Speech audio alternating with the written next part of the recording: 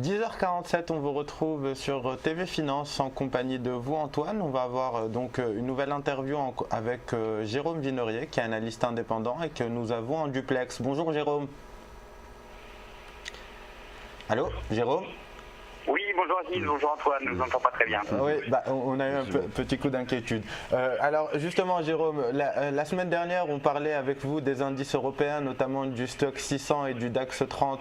Vous nous disiez qu'on était sur des niveaux justement de résistance. Quelle est votre lecture cette semaine sur ces indices-là? Est-ce que la forte baisse justement qui a été enclenchée a changé votre lecture? En fait, ce que l'on mettait en lumière en fin de semaine dernière sur les indices européens, c'est que depuis l'été dernier et le test de résistance importante, notamment les 350 points sur le DJI Stoxx 600, qui est vraiment un indice important, qu'on n'a pas l'habitude de mettre beaucoup en avant dans les médias, mais c'est quand même une bonne synthèse de la situation du marché des actions en Europe. Eh bien, on testait les 350 points, qui correspond à un niveau pivot, si on regarde sur les 10 dernières années, à ce qui avait été beaucoup travaillé en 2007-2008. Donc au moment où on avait eu le déclenchement de la crise des subprimes, avec justement l'affaire Kerviel en début janvier 2008 qui avait précipité, on avait longuement travaillé ce niveau et c'est à partir de la rupture de ce seuil qu'on était rentré en marché baissier. Donc on l'a travaillé à plusieurs reprises au cours de cet été et on est revenu le tester en fin de semaine dernière avec beaucoup de force suite à la publication des chiffres de l'emploi aux États-Unis. Même chose sur l'indice allemand, le DAX qui était revenu dans la zone des 10 050, 10 100 points. Eh bien, on voit que le test de ces résistances en fin de semaine dernière a donné lieu à une recrudescence du courant vendeur puisque en l'espace de 3 séances, on a reculé de 4 à 5% selon les indices. Si on regarde le CAC 40, on a perdu 4,3% en 2 séances. On l'a vu avant-hier, moins 2,5% pour le CAC 40. Hier, moins 0,84%.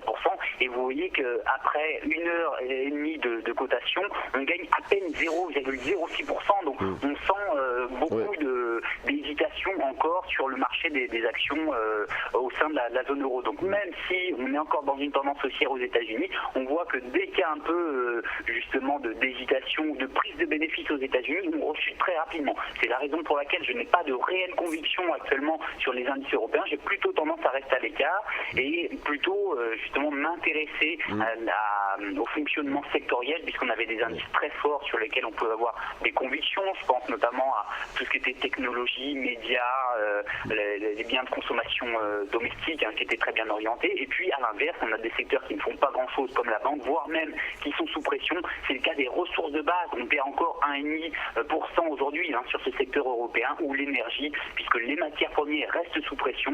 C'est le cas du pétrole notamment, et bien ça impacte l'ensemble du secteur. Depuis le début de l'année, le secteur de l'énergie a perdu 17%, et puis des valeurs comme Technip ont perdu 30%, Vallourec 40%, Morel et Prom 39% et ArcelorMittal 27%. Donc clairement, tout ce qui est lié aux matières premières n'a pas la cote et on n'a toujours aucun signe de retournement sur ces matières premières et sur ces actions. Oui, effectivement, on en avait parlé avec vous déjà la semaine dernière. Vous étiez, c'est vrai que vous étiez plutôt avoir un biais baissier sur les indices, sur ces niveaux de résistance.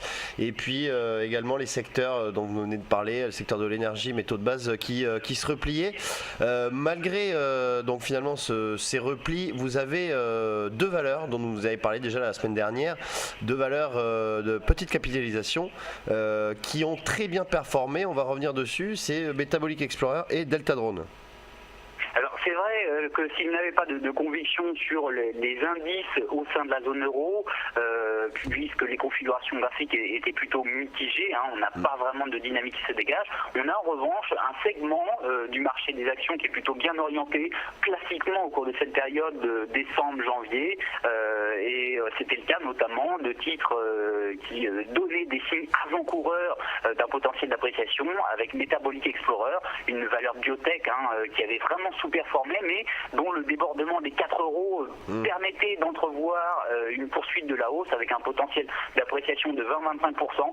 C'était très rapide en l'espace de 2 séances, les 8 décembre et 9 décembre, on a eu des très gros volumes, on a progressé de 50% en 2 séances, donc maintenant c'est un peu retombé. Et puis même chose sur Delta Drone, on a eu un mouvement assez impressionnant si on fait référence au plus bas qui avait été inscrit à la mi-octobre, par rapport au niveau actuel, on a gagné plus de 1000%, mais là là où on en a parlé la semaine dernière par rapport au niveau, hein, on était dans la zone des 4,30 €, on a gagné déjà 70%, Jérôme. Vrai, ce sont des petites valeurs, mais qui techniquement se travaillent très bien dès lors qu'on a des résurgences hein, de volume et des signaux techniques. Hein, c'était le cas sur ces valeurs.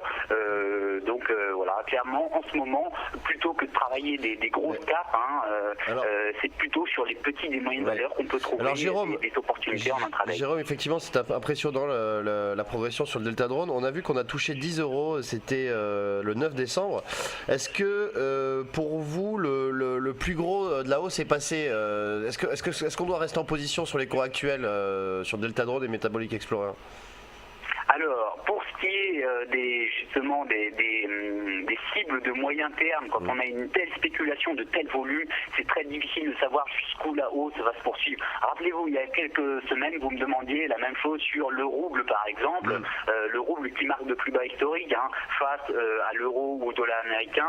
Et quand on a de tels éléments qui rentrent en compte pour le rouble, hein, c'est les sanctions économiques, l'incertitude géopolitique, l'impact de la baisse du pétrole, c'est très difficile de savoir jusqu'où ça va se poursuivre. Donc, mais est-ce qu'il ne faudrait pas prendre une partie de ces bénéfices d'objectifs théoriques hein, en utilisant des calculs à partir justement des figures chartistes. En l'occurrence sur Delta Drone, on est revenu dans une zone de résistance psychologique, la zone des 10 €.